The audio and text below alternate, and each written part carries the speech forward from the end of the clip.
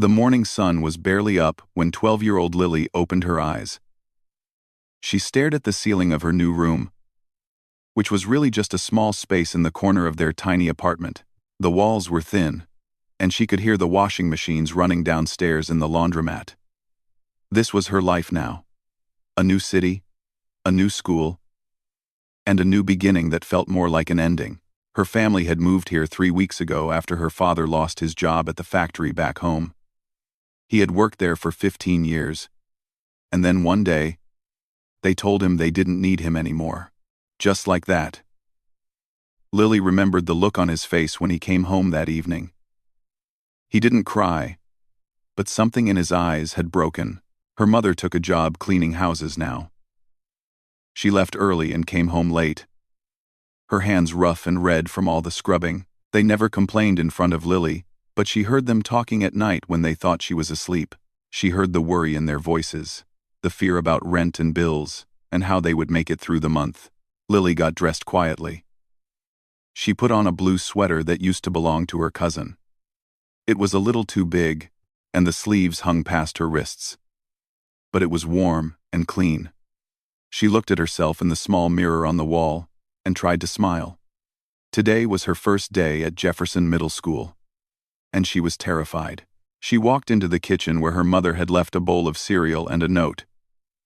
"Have a great first day, my brave girl. I love you." Lily held the note for a moment, then folded it carefully and put it in her pocket. She would need that love today.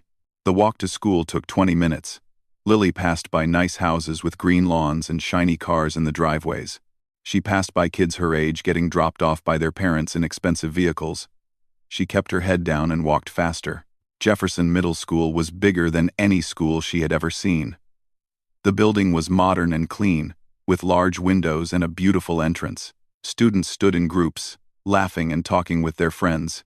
Everyone seemed to know everyone except Lily. She found her way to the main office, got her schedule, and started looking for her first class. The hallways were crowded and loud. People bumped into her without saying sorry. Nobody looked at her twice. She was invisible, and in a way, she was grateful for that. Her first few classes went by in a blur. She sat in the back, didn't raise her hand, and tried not to draw any attention to herself. During lunch, she found an empty table in the corner of the cafeteria and ate her sandwich alone. A few girls looked at her and whispered something to each other, then laughed. Lily pretended not to notice. The afternoon brought music class, and for a moment, Lily felt a tiny spark of hope. Music was the one thing that made her feel alive. It was the one thing that connected her to someone she loved more than anyone in the world: her grandmother. Her grandmother had been a piano player back in their home country before she came here many years ago. She used to play for big audiences, in concert halls filled with hundreds of people. But when she moved here, she had to give that up. She worked in a restaurant, washing dishes and mopping floors. But she never stopped playing. She saved up for years and bought a small keyboard, and every evening, she would play the most beautiful music Lily had ever heard. When Lily was 5, her grandmother started teaching her. They would sit together on the old wooden bench, and her grandmother's gentle hands would guide hers across the keys. "Music is not about being perfect," her grandmother used to say. "It is about feeling. You play what is in your heart, and the world will listen." Lily learned fast. She practiced every day, for hours and hours. By the time she was 10, she could play pieces that most adults couldn't master. Her grandmother would sit beside her, eyes closed, a peaceful smile on her face. "You have the gift," she would whisper. "Never let anyone take it from you." But then, 2 years ago, her grandmother got sick. It happened so fast. One month she was playing piano with Lily, and the next month she was gone. Lily didn't play for 3 months after the funeral. She couldn't even look at the keyboard without crying. But eventually, she went back to it, because playing was the only way she could still feel her grandmother with her. Every note was a conversation. Every melody was a memory. The music classroom at Jefferson Middle School was large and bright.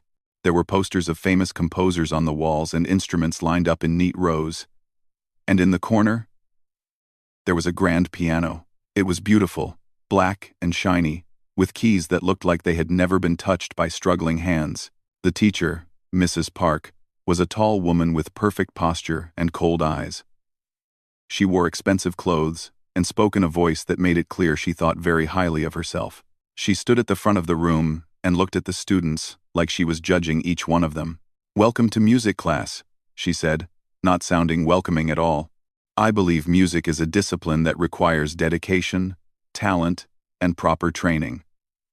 Not everyone is meant to be a musician, but those who are will find this class rewarding."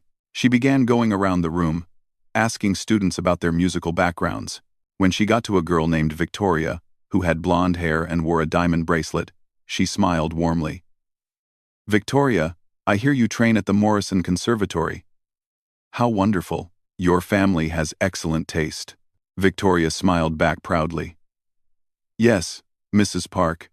I've been taking lessons since I was 4. "Marvelous," Mrs. Park said.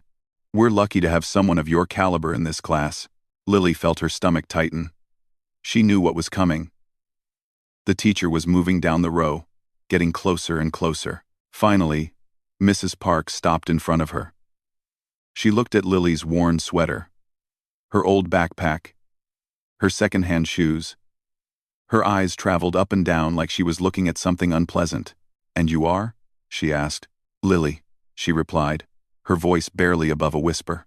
"Lily," Mrs. Park repeated, as if the name itself was boring. "Tell me, Lily, do you have any musical experience?" Lily hesitated. Part of her wanted to stay quiet, to stay invisible. But then, she thought of her grandmother. She thought of all those evenings spent at the keyboard. All those lessons filled with love and patience. "I play piano," she said softly. A few students turned to look at her. Someone in the back laughed quietly. Mrs. Park raised an eyebrow. "Piano? Really?" She smiled, but it wasn't a kind smile. It was the kind of smile that made you feel small. "How charming. And where did you study?" "Which conservatory?" "I didn't study at a conservatory," Lily said. "My grandmother taught me." More laughter from around the room. Mrs. Park's smile grew wider, but her eyes stayed cold. "Your grandmother," she said slowly. "How sweet. I'm sure you play adequately. Perhaps you can play something simple for us sometime. Something within your abilities." Lily's face turned red. She wanted to disappear. She wanted to run out of the room and never come back. But she stayed in her seat, her hands gripping the edge of her desk, her heart pounding in her chest. After class, as students filed out, Victoria walked past Lily and whispered just loud enough for her to hear, "Piano player? Yeah. Right. You probably can't even read music." Lily said nothing. She just gathered her things and walked out alone. That night, she sat in front of the old keyboard in their apartment. Half the keys didn't work properly anymore. The sound was tinny and weak. But she placed her fingers on the keys and began to play. She played her grandmother's favorite piece, the one they used to play together. And as the music filled the small room, tears rolled down her cheeks. She would show them. Somehow, someday, she would show them all. The weeks that followed were some of the hardest of Lily's life. Every day felt like walking through a storm with no umbrella. She would wake up, go to school, survive, come home, and do it all over again. The only thing that kept her going was the music waiting for her at the end of each day. Mrs. Park seemed to have made it her personal mission to remind Lily that she didn't belong. It wasn't always obvious. Sometimes it was just a look, a raised eyebrow, a small shake of the head when Lily answered a question. But other times, it was much worse. One afternoon, Mrs. Park was teaching the class about classical composers. She stood at the front of the room, speaking about the great masters with a passion she never showed for anything else. When she mentioned Chopin, her eyes lit up. "Chopin was a genius," she said. "His Ballade No. 1 is considered one of the most difficult and beautiful pieces ever written for piano. It takes years of training, decades of discipline, to play it properly. Only the most talented pianists in the world can truly do it justice. Then she turned and looked directly at Lily. The corners of her mouth lifted into that familiar cold smile. "I doubt someone like you would even recognize it if you heard it," she said. "But don't worry. Not everyone is meant for such heights." The class laughed. Victoria laughed the loudest, turning around in her seat to look at Lily with mocking eyes. Lily felt her face burn, but she said nothing. She just stared at her desk and waited for the moment to pass. But inside, something stirred. Because Lily knew that piece. She knew it better than Mrs. Park could ever imagine. It was her grandmother's favorite. It was the piece her grandmother had played for her on quiet evenings.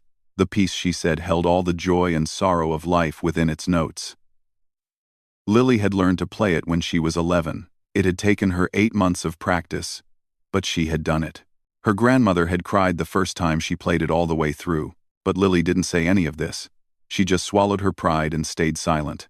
The bullying from her classmates got worse as the days went on. Victoria and her group of friends made sure Lily knew she wasn't welcome. They called her names behind her back, names she pretended not to hear. They laughed when she walked by. They whispered loud enough for her to catch words like poor and charity case and pretender. One day at lunch, Lily was sitting alone at her usual table when Victoria walked over with 2 of her friends. She placed her hands on the table and leaned in close. "So, piano girl," Victoria said sweetly, "when are you going to play for us? We're all dying to hear your amazing skills." Her friends giggled. Lily kept her eyes on her food. "I don't want any trouble," she said quietly. "Trouble?" Victoria laughed. "Who said anything about trouble? I just want to hear you play. Unless you were lying about knowing piano." "Were you lying, Lily?" Lily didn't answer. Victoria straightened up and flipped her hair over her shoulder. "That's what I thought," she said. "You're a fraud. Everyone knows it. Even Mrs. Park knows it. You don't belong here." They walked away laughing, leaving Lily alone with a lump in her throat and tears she refused to let fall. That night, Lily sat in front of her old keyboard longer than usual. The apartment was dark and quiet. Her parents were already asleep, exhausted from another long day of work. Lily put on her headphones so she wouldn't wake them and began to play. She started with simple pieces, warming up her fingers. Then she moved to harder ones, pieces that required speed and precision. And finally, she played Chopin's Ballade No. 1. The piece, Mrs. Park said someone like her could never understand. Her fingers moved across the broken keys with a grace that seemed impossible on such a worn instrument. The music flowed through her, filling the empty spaces in her heart. She closed her eyes and imagined her grandmother sitting beside her, nodding along, smiling that warm smile that made everything feel okay. When she finished, she sat in silence for a long moment. Then, she whispered into the darkness, "I won't give up, Grandma. I promise." At school, Mrs. Park announced something that sent excitement through the class. The annual talent show was coming up in 6 weeks, and the music department would be featuring a special piano performance. "This is a great honor," Mrs. Park said proudly. "The piano performance is always the highlight of the show. And this year, Kraskow, I have already selected our performer." She turned to Victoria with a beaming smile. "Victoria will be representing our class," she announced. "She has been training at the Morrison Conservatory for years, and I have no doubt she will make us all proud." Victoria stood up and gave a little bow while the class applauded. Lily clapped too, even though it felt like her hands were made of stone. After class, Lily overheard Victoria talking to her friends in the hallway. "I'm going to play Beethoven's Moonlight Sonata," Victoria said confidently. "Mrs. Park says it's perfect for me. She said I'm the only one in this school talented enough to do it right." Her friends agreed enthusiastically. One of them glanced back and saw Lily walking past. "Hey, piano girl," she called out. "Maybe you can turn pages for Victoria at the show. That's about all you're qualified for." They burst into laughter. Lily kept walking, her head down, her heart heavy. But that night, something changed inside her. She sat at her keyboard and didn't just practice, she poured everything into it. All the pain, all the loneliness, all the anger she had been holding inside. Her fingers hit the keys with a force she didn't know she had. The music wasn't just sound anymore.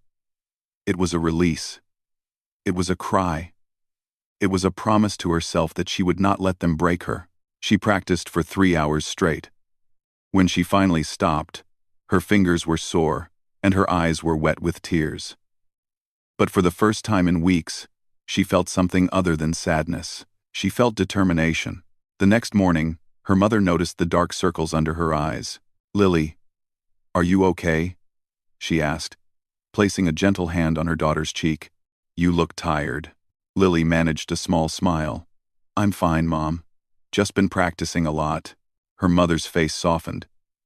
"Your grandmother would be so proud of you. You know. She always said you had a gift." Lily nodded, blinking back tears. "I know, Mom. I'm not going to waste it." At school that day, Mrs. Park made another comment during class. She was talking about musical technique and used Victoria as an example of proper form and discipline. Then she looked at Lily and added, "Of course, natural talent can only take you so far. Without proper training, it's meaningless." Lily didn't react. She just sat there, quiet and still. But inside, she made a decision. She would keep practicing. She would keep getting better. And one day, she would have her chance. She didn't know when or how, but she believed it would come. Her grandmother had always told her that music finds its way to the people who need to hear it, and Lily had something to say. For now, she would wait.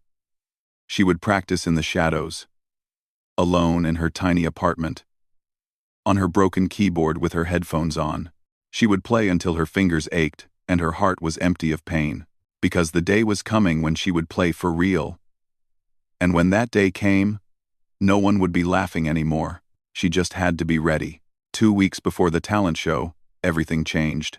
Lily was sitting in her usual spot at the back of the music classroom when Mrs. Park walked in, looking troubled.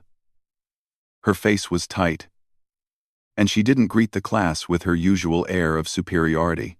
Instead, she stood at the front of the room and let out a long sigh. "I have some unfortunate news," she said.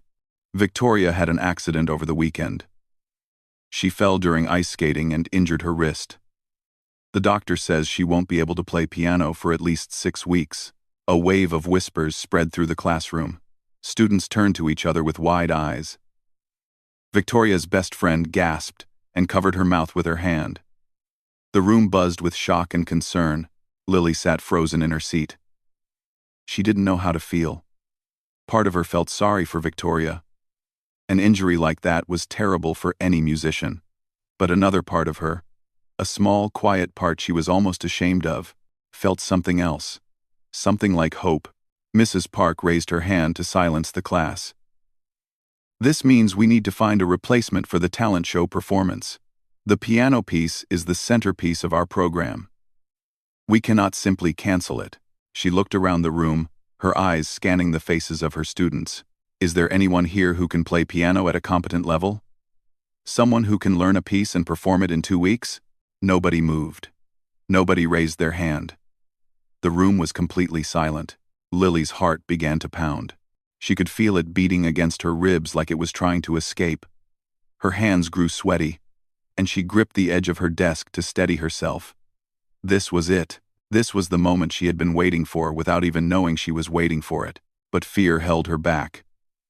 What if she raised her hand and they all laughed at her? What if Mrs. Park said no?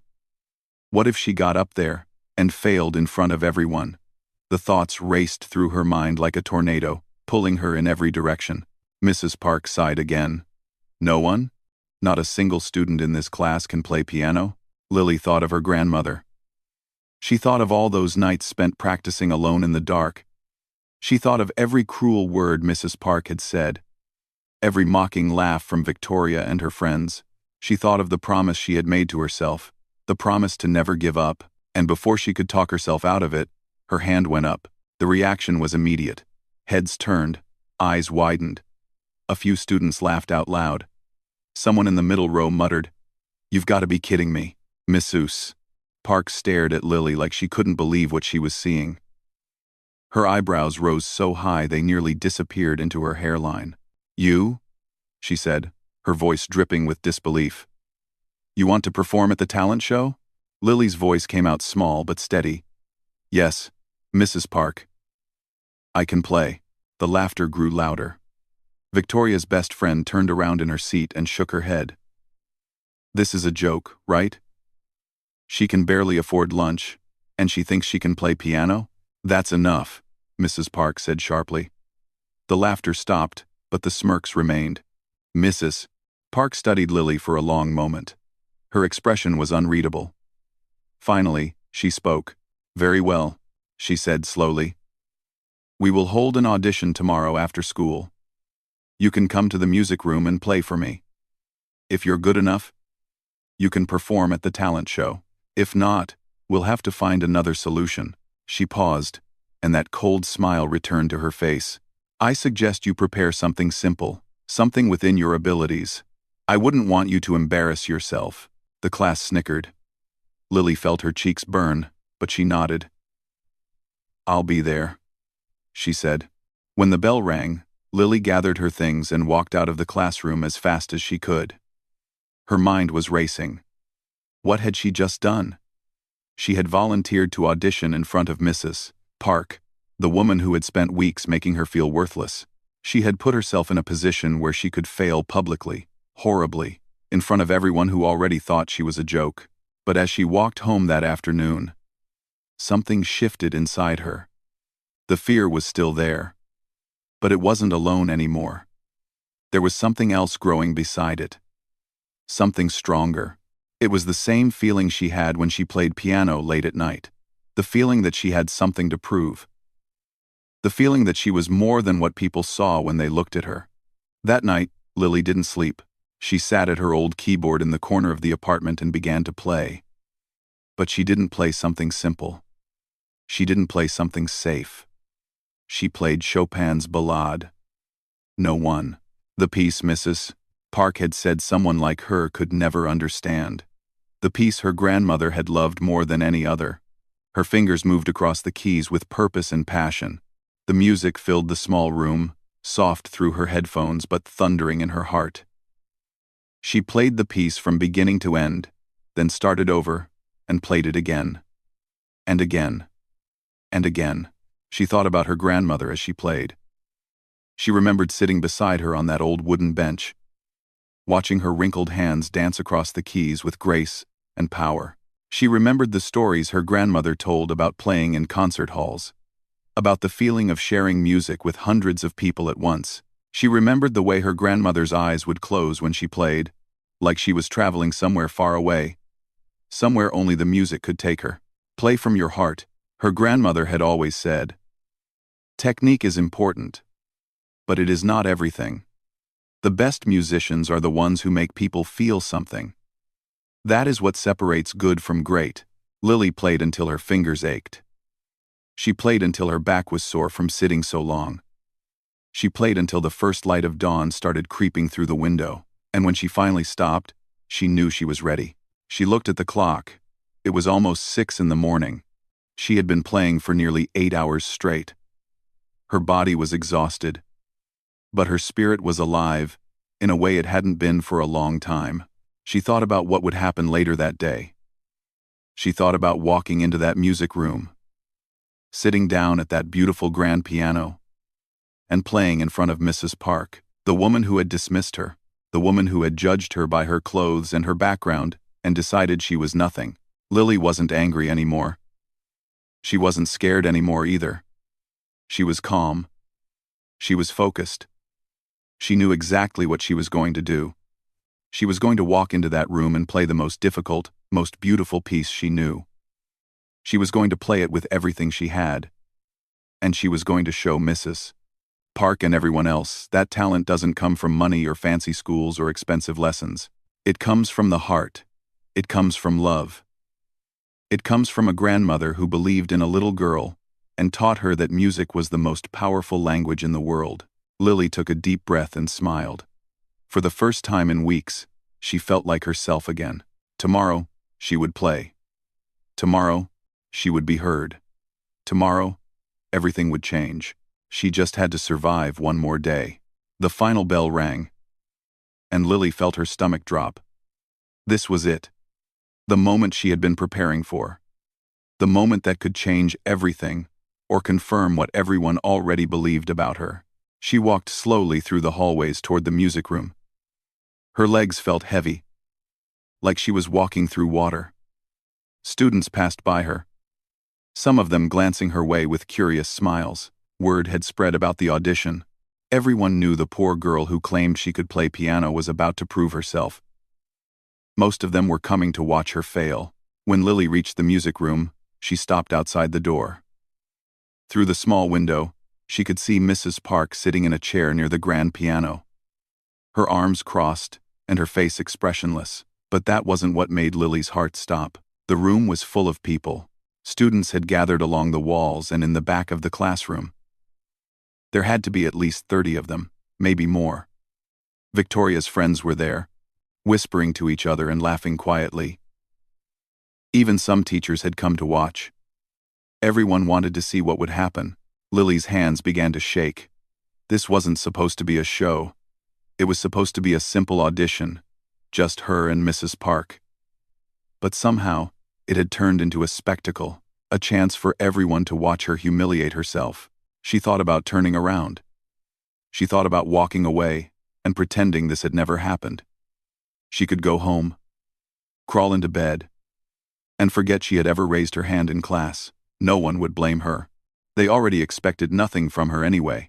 But then she thought about her grandmother. She thought about all those years of lessons, all those hours of practice, all that love poured into teaching her this beautiful gift. She thought about the promise she had made to herself and to her grandmother's memory. She couldn't walk away. Not now. Not ever. Lily pushed open the door and stepped inside.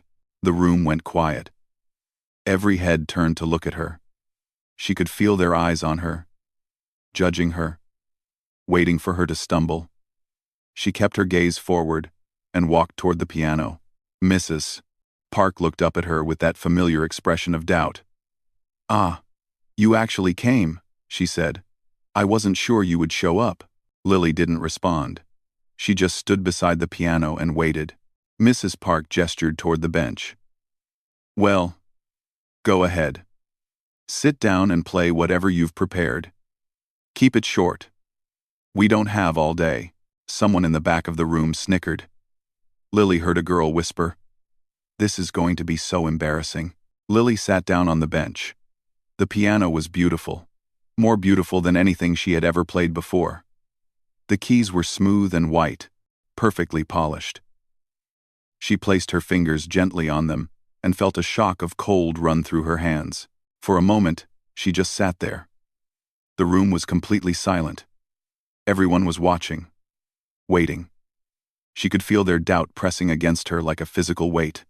She closed her eyes, and she thought about her grandmother. She remembered sitting beside her on that old wooden bench, their shoulders touching, the smell of jasmine tea in the air. She remembered her grandmother's voice, soft and warm, saying, "Play from your heart, my dear. Let the music speak for you." Lily took a deep breath. And then she began to play. The first notes of Chopin's Ballade, No. 1 floated into the air like whispers. Soft, gentle, almost fragile. The room remained still, but something shifted. The smirks began to fade, the whispers stopped. Lily kept her eyes closed as her fingers moved across the keys.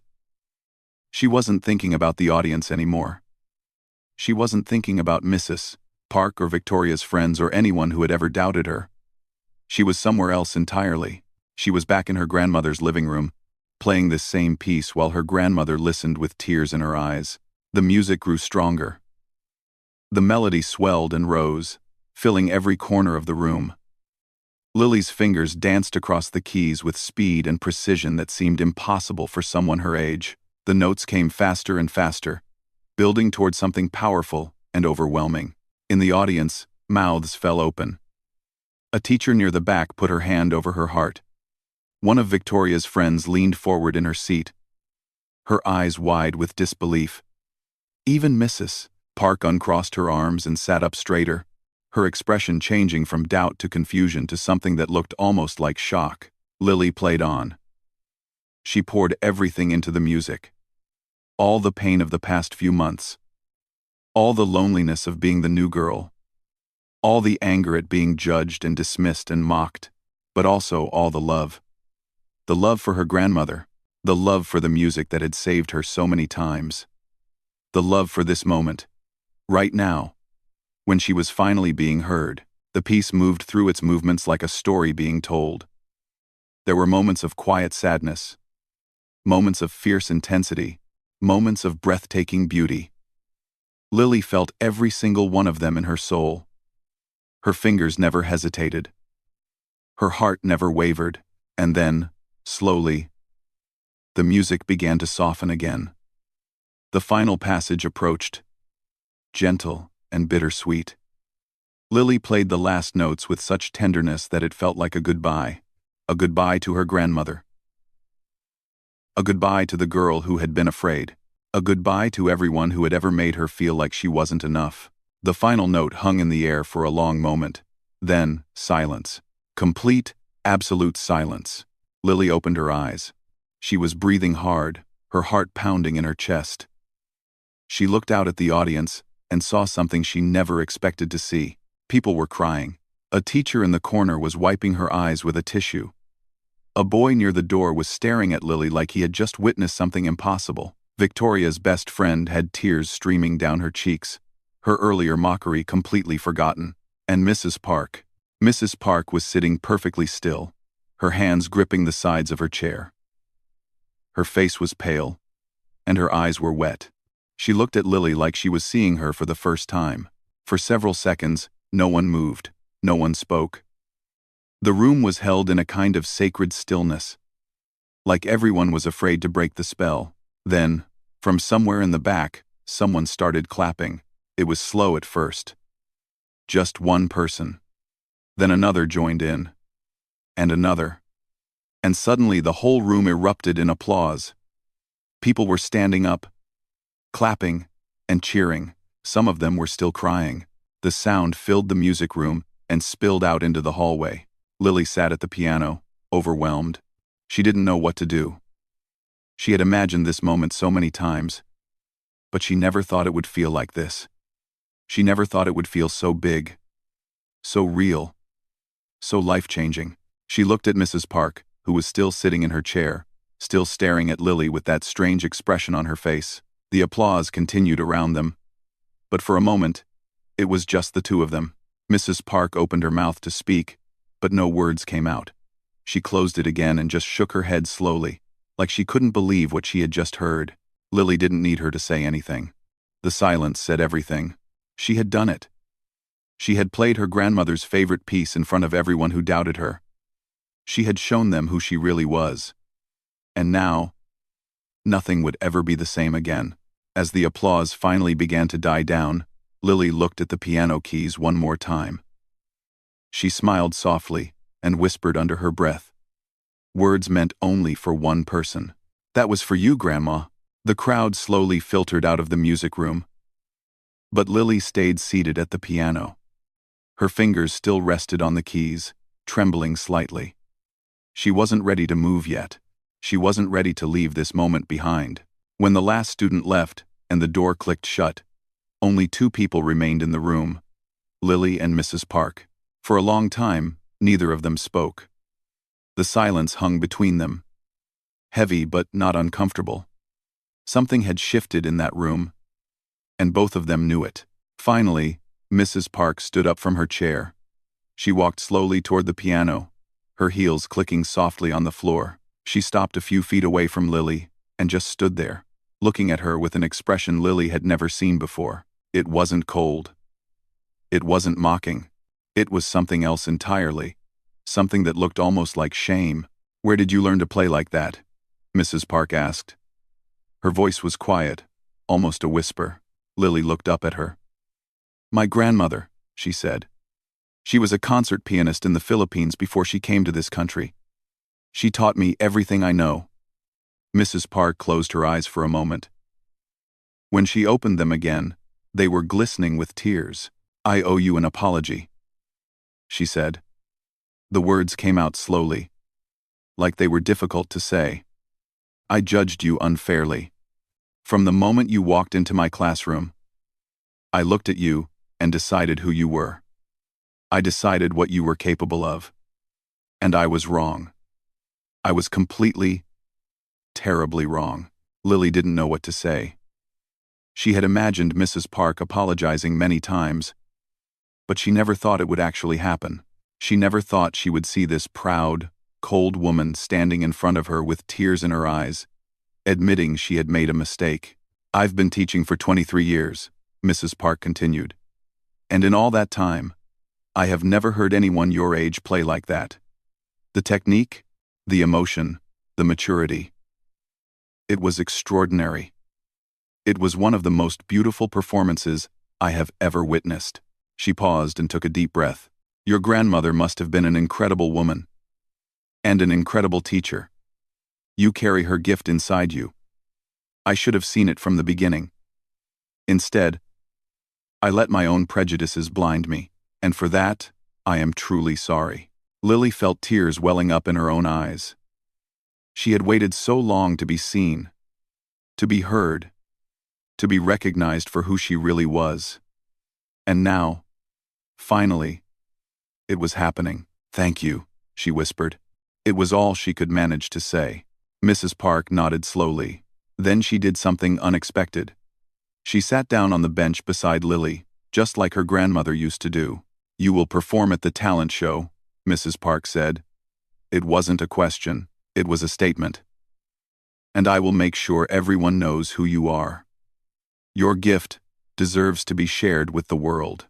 The talent show came 2 weeks later. The school auditorium was packed with students, parents, and teachers. The lights were bright, and the air buzzed with excitement. Act after act took the stage, singing and dancing and performing skits. But everyone was waiting for one thing: the piano performance. When it was finally time, the auditorium fell silent. The principal walked to the microphone and introduced Lily. He mentioned that she was a new student, that she had only been at the school for a few months. He said she would be playing a piece by Chopin. Lily walked onto the stage. She was wearing a simple black dress that her mother had found at a thrift store. It wasn't fancy or expensive, but it was clean and elegant. Her hair was pulled back, and her hands were steady. She sat down at the grand piano in the center of the stage. The spotlight was warm on her face. She looked out at the audience and saw hundreds of faces looking back at her. Her parents were in the front row. Her mother was already crying. Her father was holding her hand, his eyes full of pride. Lily placed her fingers on the keys. She closed her eyes, and she began to play. The music filled the auditorium like a wave. It swept over the audience and carried them somewhere far away. People stopped fidgeting. Children stopped whispering. Everyone sat perfectly still, caught in the spell of the music. Lily played like she had never played before. She played for her grandmother, who had given her this gift. She played for her parents, who had sacrificed so much to give her a better life. She played for every person who had ever felt invisible, who had ever been judged by their appearance, who had ever been told they weren't good enough. When she finished, there was a moment of complete silence. Then the audience exploded. People jumped to their feet. They clapped and cheered and wiped tears from their eyes. The standing ovation lasted for almost 3 minutes. Lily stood beside the piano, overwhelmed by the response. She looked at her parents and saw them both crying and smiling at the same time. After the show, Mrs. Park found Lily backstage. She was smiling, a real smile this time, warm and genuine. "That was magnificent," she said. "I have already spoken to some colleagues of mine. There are scholarship programs for talented young musicians. I want to help you apply. If you're willing, I want to help you build the future you deserve." Lily couldn't believe what she was hearing. A few months ago, this woman had made her feel worthless. Now she was offering to change her life. "Why?" Lily asked. "Why would you do this for me?" Mrs. Park looked at her for a long moment. "Because I was wrong about you," she said simply. "And because helping you is the only way I can make it right. Your grandmother gave you a gift, Lily. My job now is to make sure that gift takes you as far as it can go." In the months that followed, everything changed. Mrs. Park helped Lily apply to music programs and scholarship competitions. She introduced her to other teachers and mentors who could help her grow. She became Lily's biggest supporter, attending every recital and cheering louder than anyone else. Lily won her first scholarship that spring, then another, and another. By the time she graduated high school, she had been accepted to one of the best music conservatories in the country, with a full scholarship. Years later, when Lily performed at Carnegie Hall for the first time, she thought about that moment in the music room. She thought about the scared 12-year-old girl who had raised her hand even though she was terrified. She thought about the teacher who had judged her and then changed. She thought about her grandmother, whose love and lessons had made all of this possible. After the concert, Lily stood on the stage and spoke to the audience. She told them about her grandmother. She told them about the old keyboard with broken keys. She told them about the teacher who had doubted her and then believed in her. "My grandmother once told me that music is the language of the heart," Lily said, her voice steady and clear. "She said that if you play from your heart, the world will listen." She was right. But she also taught me something else. She taught me that talent doesn't come with a price tag. It doesn't care about where you come from, or what you look like, or how much money you have. It only cares about what's inside you. She paused and looked out at the audience. "So, if there's anyone out there who feels invisible, who feels like they don't belong, who has been told they're not good enough, I want you to know something. Your moment is coming. Just don't give up. Keep practicing, keep believing, and one day, you'll have your chance to be heard." The audience rose to their feet. And somewhere, Lily knew, her grandmother was smiling.